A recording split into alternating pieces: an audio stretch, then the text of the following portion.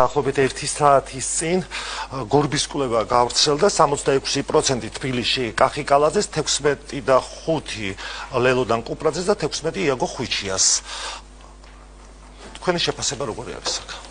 ხო, პირველ რიგში მივესალმები თქვენს მაყურებელს, მსმენელს, მადლობა მოწვევისთვის ვახო.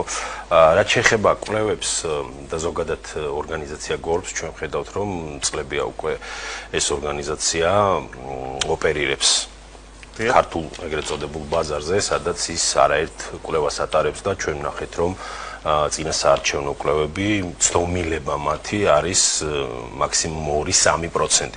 ეს რომელიც არის, თქვათ, ობიექტურად გონივრული ჩარჩო. აქედან გამომდინარე, არანაირი საფუძველი არ მაქვს, რომ არ ვენდო ამ ორგანიზაციის კვლევას.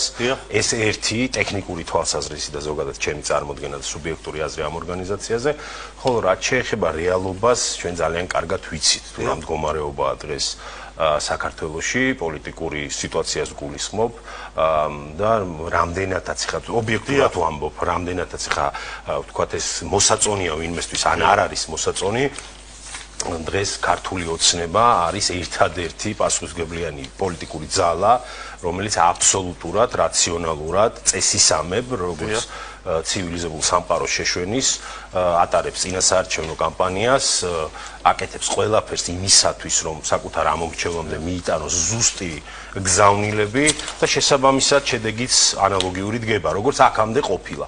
ეს კიდევ ერთხელ გავიმეორებ, ეს კარგია თუ ცუდია, ვთქვათ, რაღაცა ნეიტრალურმა მაყურებელმა შეაფასოს, მაგრამ რეალობა არის ეს და ჩვენ 4 ოქტომბერს მივიღებთ იმ რეალობას, რომ უპრეცედენტოდ მაღალი პროცენტულობით